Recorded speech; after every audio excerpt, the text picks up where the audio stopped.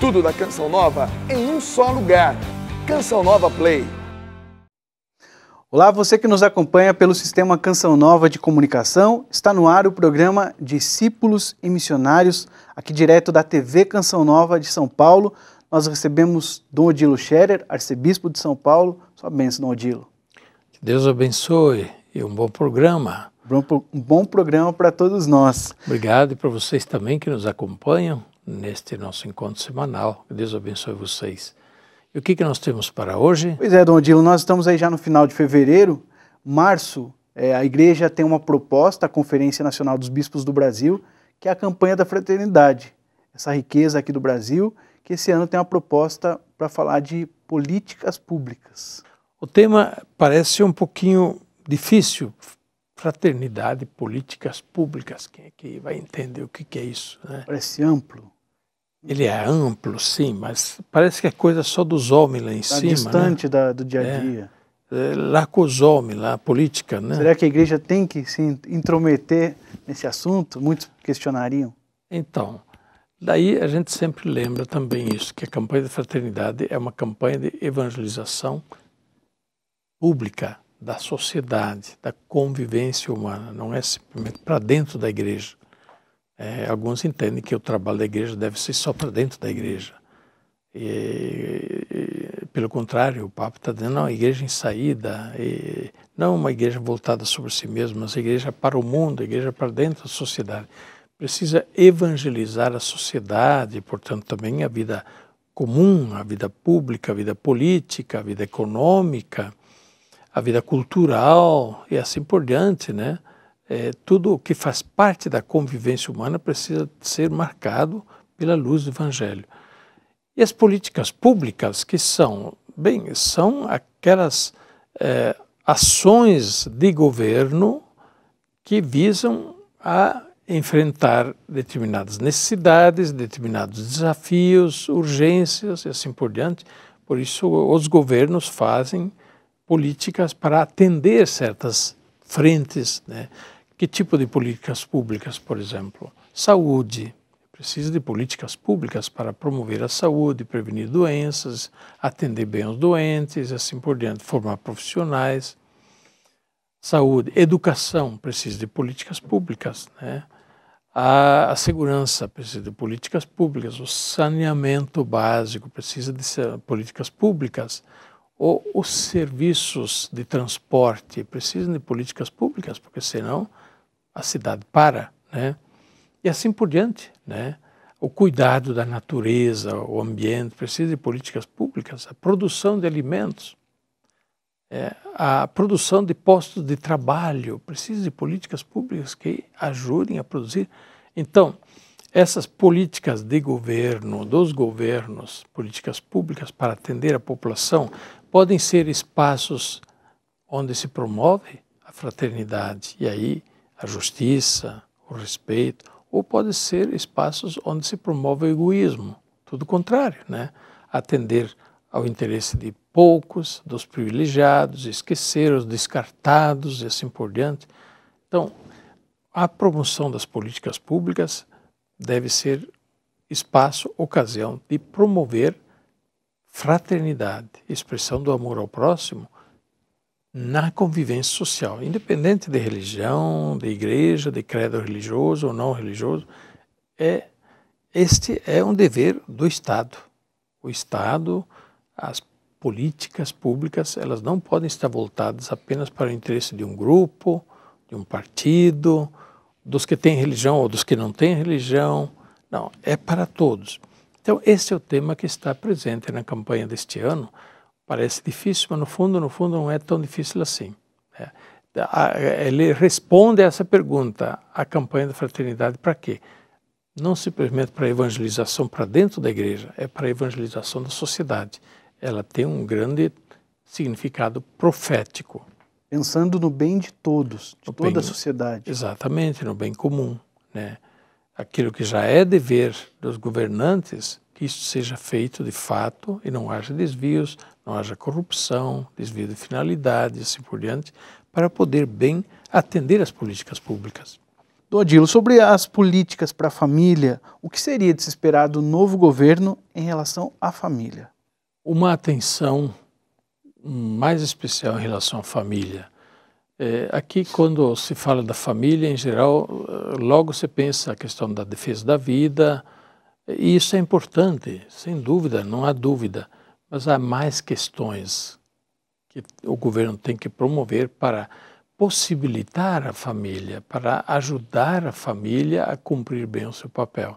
Então, políticas públicas para a família é possibilitar a família a ter uma casa onde morar e ter acesso à habitação sem que o acesso signifique tirar a pele, né, de quem compra essa casa para a família. Eu imagino que para famílias o acesso à habitação possa ser subsidiado e seria um ótimo investimento se os governos fizessem alguma política assim para as famílias que têm necessidade de compra da casa, a primeira casa.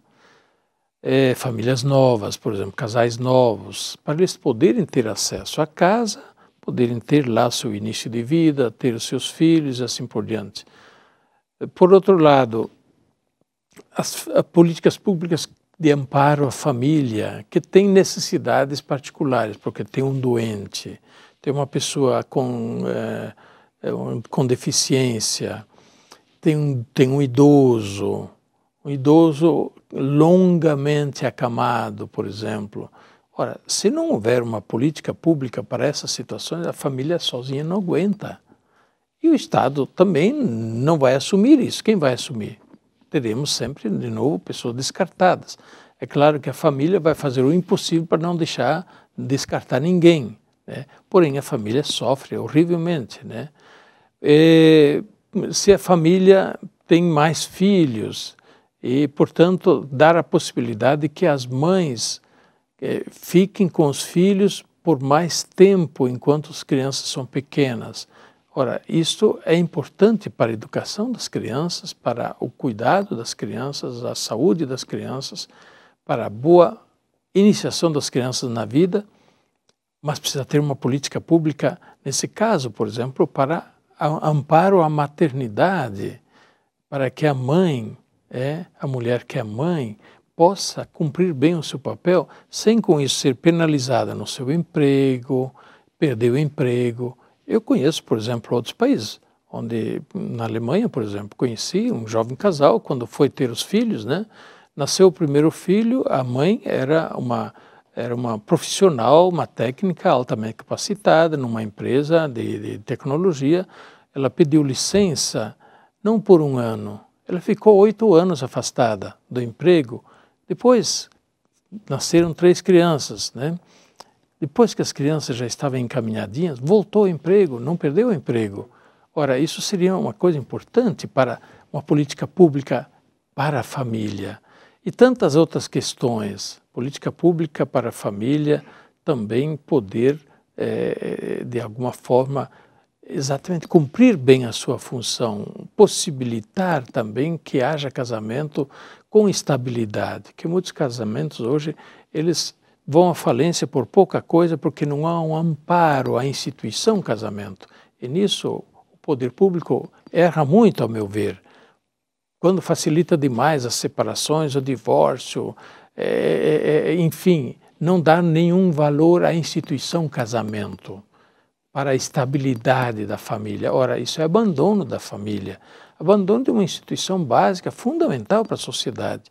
A ausência de famílias bem amparadas também do ponto de vista da instituição familiar acabam criando muitos problemas para o próprio Estado, porque depois o Estado vai correr atrás dos prejuízos para cuidar de pessoas abandonadas, que vai sobrar criança com problema, vai sobrar pessoa idosa abandonada e assim por diante, quando a família se desfaz.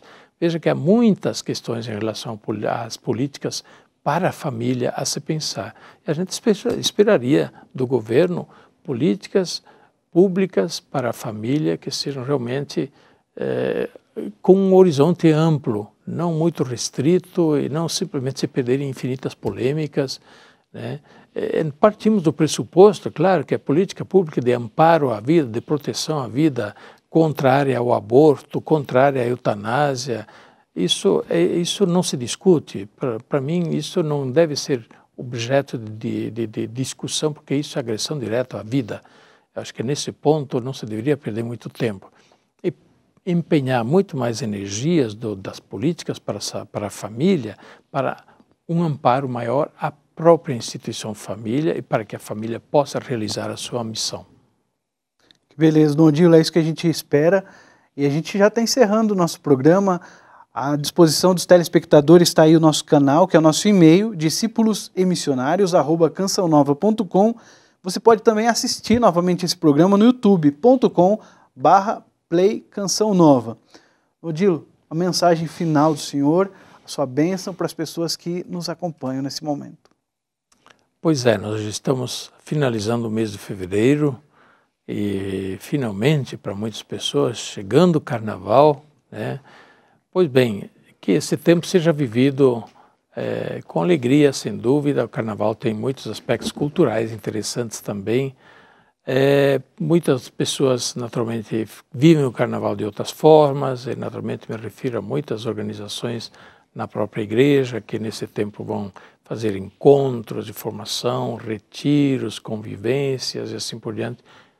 Outros estudam a campanha da fraternidade, preparando bem o início da campanha da fraternidade. Pois bem, usemos bem esse tempo que Deus nos dá, da melhor forma, de forma digna, para que Deus seja louvado e que nós possamos receber dele ajuda e fazer bem a nossa parte. A bênção de Deus Todo-Poderoso, Pai, Filho e Espírito Santo, desça sobre vós e permaneça para sempre. Amém. Tudo da Canção Nova em um só lugar. Canção Nova Play.